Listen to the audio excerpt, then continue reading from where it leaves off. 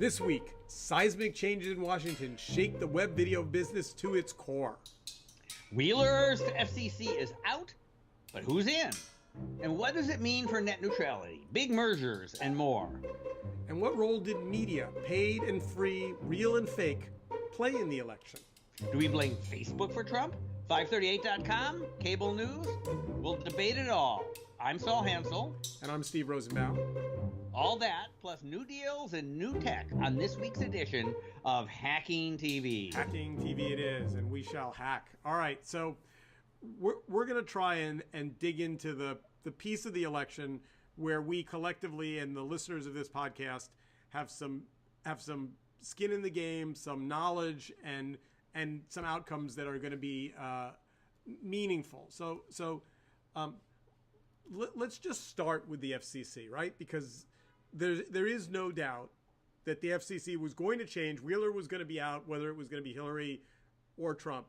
But pretty clear you're going to see some changes in telecom policy quickly.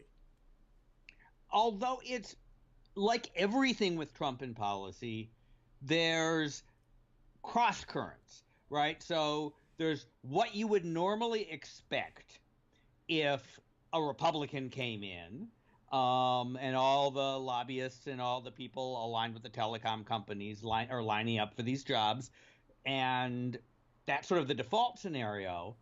But Trump does not follow the default scenario. He has been railing against lobbyists.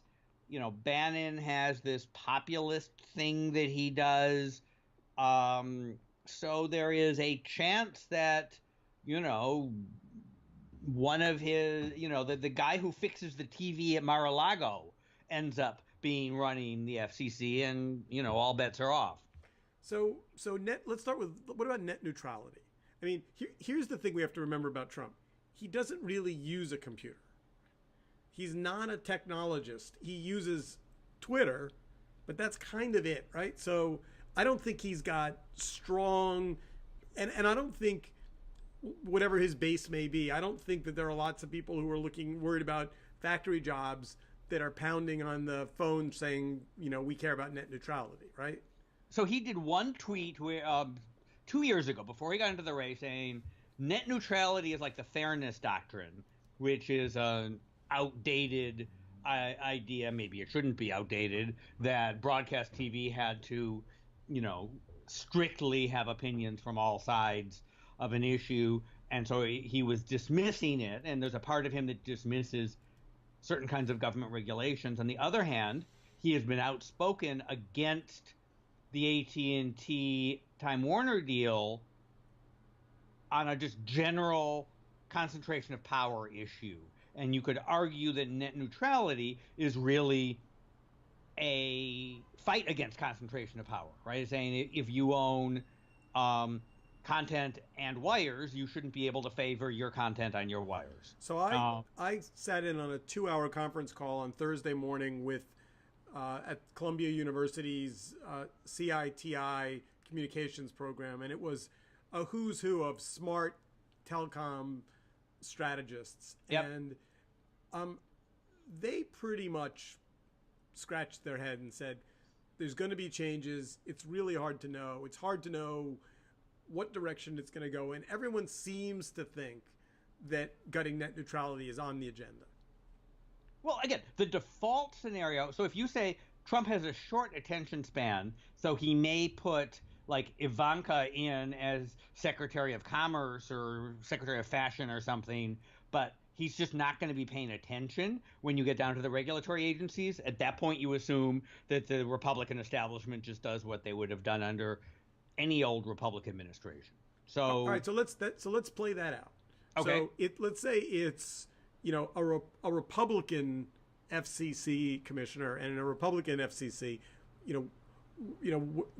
so net neutrality is then on the chopping block, and then the question is, where does the Time Warner, the big things right on the horizon, right, are the Time Warner merger, right? So this is one of the things that Trump has actually spoken out about.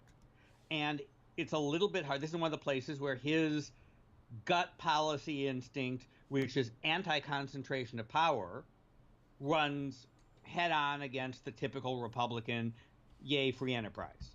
So he's got to somehow make a decision, right? Now, it could be that the Republican establishment says, okay, you're going to, do what the Democrats would have done, which is get a minor and unimportant concession from AT&T and then approve it, but say you have forced them to agree to mitigate whatever you think is bad.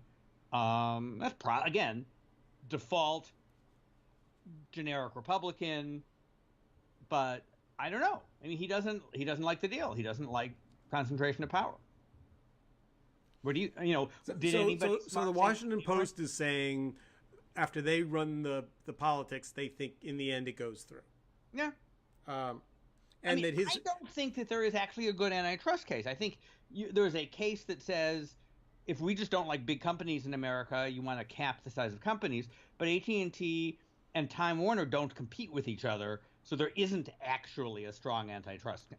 So if he is in fact going to, one of the things that makes him an interesting candidate is everyone said in the primaries he's running with this behavior and attitude, but once he gets the nomination, he's going to become presidential. Then he got the nomination, he didn't change one iota. Now he's elected. Is he going to be vindictive? Is he going to go after his enemies? Is he going to make an enemies list? And if so, we can think of some telecom companies that would be on it, very high up. What was his epithet for CNN? Failing CNN or whatever it was, right? So if the thing that's failing, let's keep in mind that Comcast NBC fired him, and pulled his beauty pageant off the air, and Univision has been. He's got some pretty big enemies. So the FCC sometimes sort of asserts its role in having something with journalism broadly. Mostly it doesn't have any role in paper journalism or, internet content, but it's done a couple reports about, encouraging local media and this and that. So he could appoint like somebody from the conservative media watchdog community to run the FCC and use it as a bully pulpit to hassle his enemies. That would be a nice Putin-esque thing to do. So the Times headline about media mergers was, I thought, surprisingly mealy-mouthed. Future of big mergers under Trump, ? Like much else, it's unclear.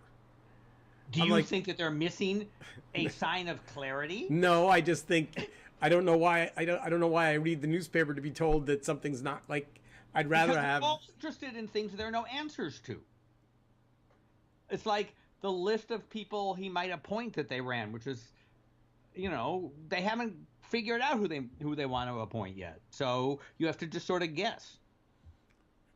All right. So have we finished with the FCC? We don't know anything. Anything else they said at the event yesterday that struck you as interesting, or event Thursday? No, a lot. It was very, very in the weeds, probably over my head, to be honest, on telecom policy. But essentially everything's up for grabs. Well, so let us just to spin out. If you just said they're going to have the Republican laissez-faire at the extreme, what would that mean? That would mean that the guys who are on the wires, who are increasingly owning the networks, could favor their content and have favorable deals. So you might, if you buy a DirecTV over-the-top bundle, it would have better access or cheaper access to CNN and HBO than if you buy one through Comcast, and Comcast, meanwhile, will have better, cheaper access to all the NBC networks, and Netflix is a little bit screwed. I think that that's on the margin because, market forces still will try and keep them vaguely rational, but, but there are, he's, whether he's got the authority, he's threatening to kind of be able to sue media companies. Right. So separate from that, right. So and by the way, bringing Peter Thiel in to his inner circle just maybe you make Peter Thiel the head of the FCC. That would be interesting. Honestly, I wish that were even remotely funny. I mean, he's the only Silicon Valley person of any substance who didn't flinch and has been, So imagine the guy who sued Gawker now in charge of reworking, free speech and journalistic access policy for the administration. The guy who secretly sued Gawker, yes, pretending to be Hulk Hogan. Yes. So, all right. So broadly, the media in the election, there's a lot there, more that, it's been discussed up, down, and sideways. Web video didn't make much of a difference, although there was a lot of it. At the end of the day, although disagree with me. I mean, Hillary Clinton made some lovely web videos that preached to the converted, as best as I can tell. Paid media broadly. I mean, the media got rich, right? Lots of money was spent on TV commercials, but it doesn't really look. I mean, Hillary's financial advantage clearly didn't win her an election. I mean, so paid TV commercials, not a big force. Might have helped flip the Senate. There was a lot of super PAC money in all those swing states, and on the margin, a couple of the close Senate. I haven't seen anybody writing about that, but I'm interested in it. So Jim Rutenberg wrote a pointed, I think, thoughtful pre-election piece on overcoming the threat of fake news, the media's next challenge, overcoming the threat of fake news. And there's been a lot of conversation about fake versus real, truth squatting. I think this is a place where you and I probably disagree pretty dramatically. Well, make your argument. What do you think the issue with fake news is? I'm not in favor of fake news. I'm against fake news. I assume you agree with that the news should more or less be true. Well, look, I understand that from two different points of view, one person can see a story as true and one person can see a story as false. So I'll give you two examples.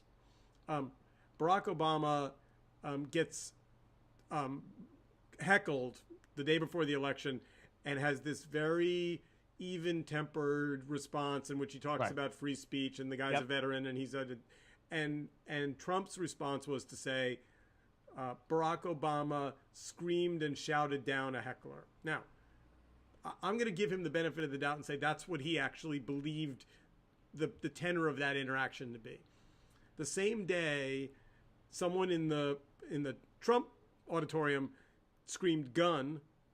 The Secret Service jumped on him and dragged him off the stage. There was no gun. There was no assassination attempt. There was absolutely no risk. And Trump went on Twitter all afternoon talking about surviving an assassination attempt, which he knew to be untrue. So to me, there's a difference between debating the tenor of Obama's interaction with a heckler, which I think I'm going to be reasonable and say maybe Trump saw that as yelling, even though I saw it as reasonable. Mm-hmm. But no one in that room, including the Secret Service, said there was an assassination attempt. And yet Trump promoted it aggressively, and there is no mechanism for any of the echo chamber elements, Twitter, Facebook, Reddit, whatever, to say, wait, that simply didn't happen. Well, let me stop you there for a second, because I feel like on this function, because journalists, whatever else they believe, basically do believe that truth has a reality to it, and journalists, and Trump has been so flagrant in saying, I didn't say things that he obviously said, in asserting statistics that have no basis in fact, that if you were the slightest bit sentient and you had available to you in more ways than ever the fact that what Trump says by any classic definition were lies. And I mean, it was just, there was no media organization and no feed that had any balance of media in it. That, I mean, even Fox News, even if you work at Fox News and you believe in giving a voice to people who don't normally have a voice, if had to say, I mean, you saw Chris Wallace at the debate. If Trump says I didn't say it when he did, what are you going to do? So, my book Curation Nation came out at about the same time as Eli Pariser's book on the echo chamber, the phenomenon of the echo chamber. And he and I talked about it a number of times, and I just thought he was wrong. I thought in a free society, people can have access to different. I had a whole speech. He had a whole speech, and I now look back and I think I was wrong and he was right. I mean, one of the perceptive things that was said, and I forget who said this first, but it's been bouncing around. Trump supporters took him seriously, not literally. His opponents took him literally, not seriously. And I suspect that a decent percentage of the Trump voters know that he's plays fast and loose with the truth, is not a detail guy, says a bunch of stuff that they wouldn't want said to their kids, treats women in ways they don't approve of, in some combination of those opinions, and is voting for him anyway because it was a choice of two and because they thought that the good things about him, the business acumen, if that's what they perceived, and the shaking things up were what the world needed. And I think so he was interviewed yesterday, and was asked if he thought, in hindsight, that he'd allowed the rhetoric of the campaign to get a little too heated. And it was essentially an opportunity for him to walk things back and settle things down. And he said, without skipping a beat, no, I won. Right. So he is a narcissist with no perspective. But that's the question. So now he's saying he's going to do these big town halls as president. So in order to keep his base, quote unquote, fired up, he can't yell at government anymore because he is government. So, is he going to attack gays? Is he going to attack Muslims? Is he going to attack immigrants? He needs to have a target. That's separate from the role of truth in media, an important question, right? I mean, look, here's where let's just get to the part we disagree with. Zuckerberg was criticized, and the question was, should he have been more concerned about fake news stories? And he came out and essentially said, that's absurd, that's crazy talk. Facebook had nothing to do with the election. He said, that's crazy. No, that's not what he said. He said, fake news has been around forever, which is true. I mean, you go back to the 1800s and people spread rumors. And you can go back to, somebody spreading rumors that John McCain had a Negro illegitimate child and all this stuff. So rumors of all sorts predate Facebook. He also said that there's a particular category of articles that are just on news sites that pretend to look like serious news site that aren't, that just say total lies, not misinterpretations, not exaggerations, but they just make up shit. And by that you mean Breitbart? Well, by that I mean all these Macedonians. Breitbart is what it is. It's a brand. I'm not sure I know what it is. Why don't you tell me? And it is a site. It is what it is in the sense of having a track record. Breitbart, you could, as opposed to a site where it's the Denver News, when that's not really a newspaper. It's just made up by a 14-year-old in Macedonia trying to make some money. So there is a letter from the publisher of the New York Times that's floating around my Facebook feed in which he essentially says, we made mistakes and we need to do better. That's not what he says at all. Okay, just to be clear, I didn't read it because I can't get a straight answer about whether the letter is real or not. Right. So it's in the paper. It's on the web. Basically he's saying we did a good job. I mean, I think it's more responding to the criticism that Trump said, and they're basically saying that we are going to redouble our effort to both be fair to Trump and hold the power to be accountable. So we are saying we're going to, we're proud of what we did. After such an erratic and unpredictable election, there are inevitable questions. Did Donald Trump's sheer unconventionality lead us and other news outlets to underestimate his support among American voters? What forces and strains in America drove this divisive election and its outcome? Most importantly, how will a president who remains largely enigmatic, an enigmatic figure, actually govern when he takes office? And then we aim to rededicate ourselves to the fundamental mission of Times journalism. Basically, okay. So what I'm telling you is I'm now so suspicious of what comes to me on the web that when my friends post on Facebook, I can't find this letter on the website and I can't find it in the paper. I literally don't read it because I'm like, you know what? I can't tell what's true anymore. I think that's a serious problem, and I think the fact that Zuckerberg doesn't think that's a serious problem, that means he has his head in the sand or somewhere more dramatic. Well, and it's not an algorithmic problem. Why, if you don't trust what you did on Facebook, why don't you do what I do, which is not use Facebook for news? So what should I use? There's all kinds of places. I use Meme-a-Random for political news myself. I don't know what that is. Right? It is a wonderful site that gives you a list of news articles that smart bloggers are talking about. What's it called? Meme-a-Random. Meme-Orandum. That's a word. I will. All right. And we will put it up on the show page.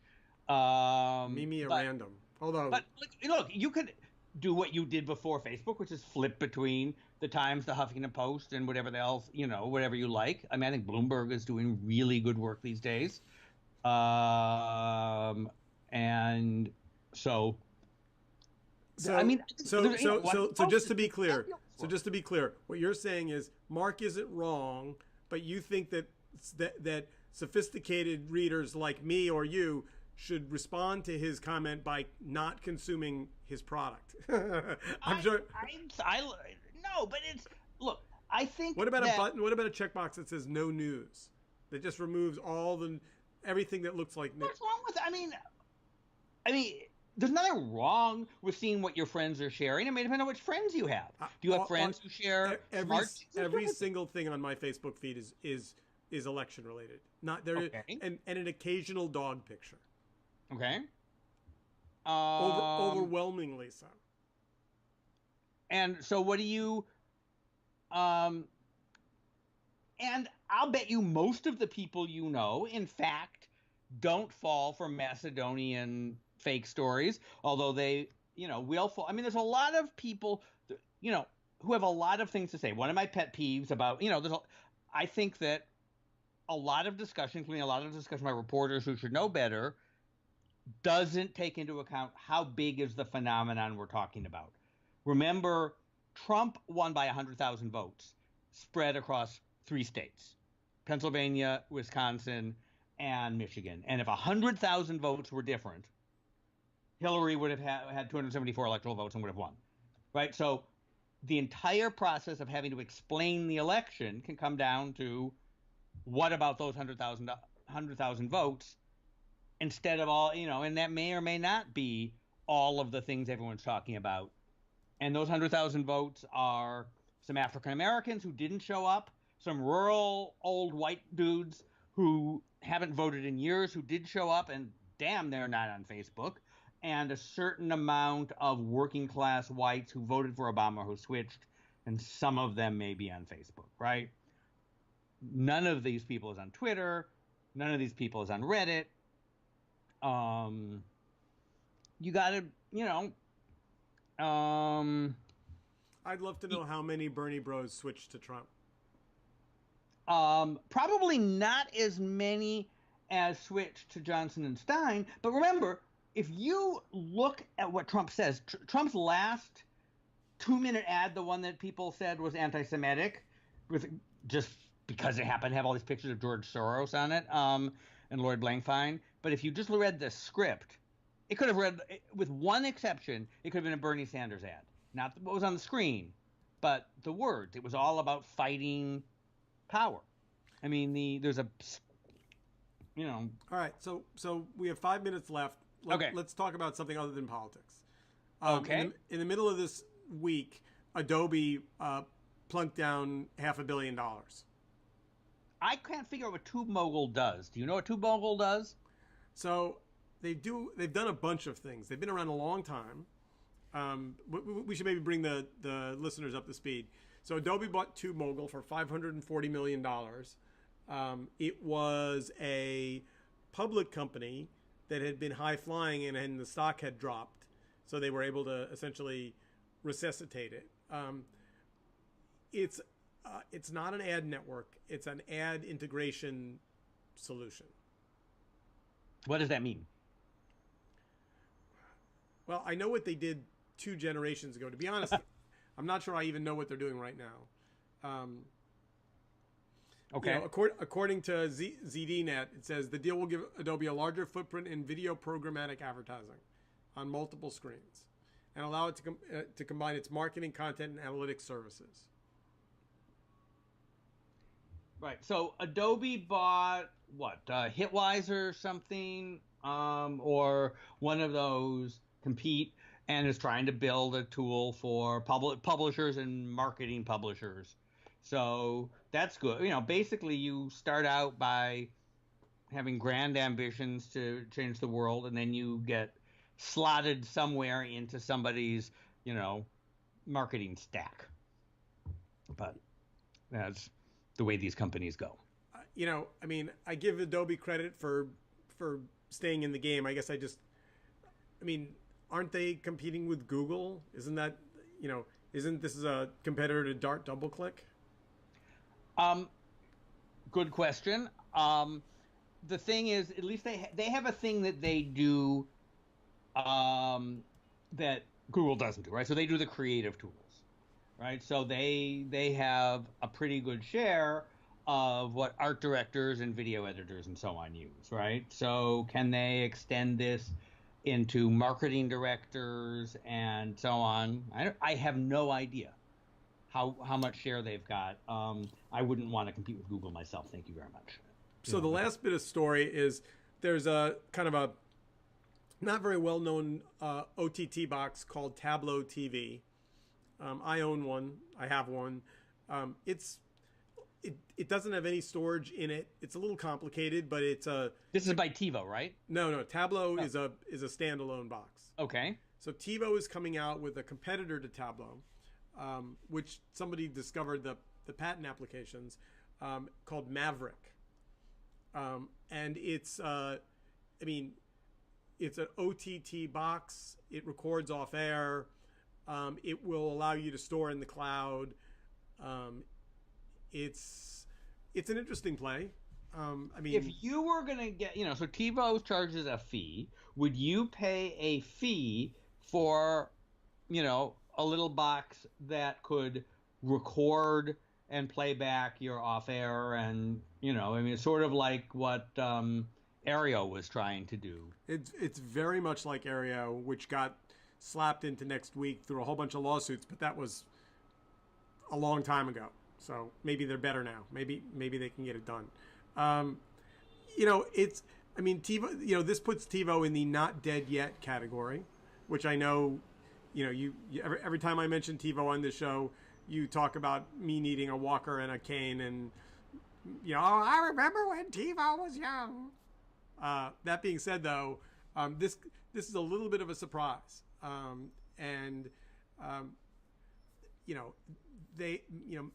don't know. Is Maverick a good name? It's got a lot of pointy letters in it, V and K.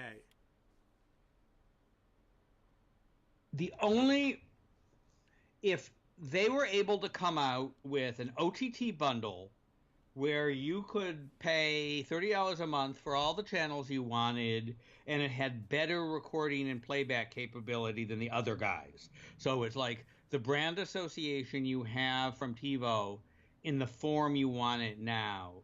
And maybe you can play web video. If it somehow just totally killed it on pause live TV, record, playback, all that stuff, and was cable in the cloud, they might have a shot.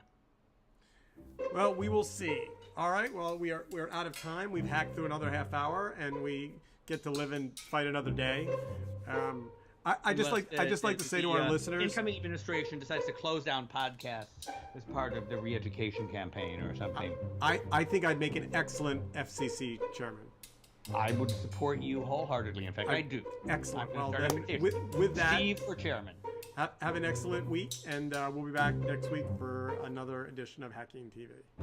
Keep on hacking.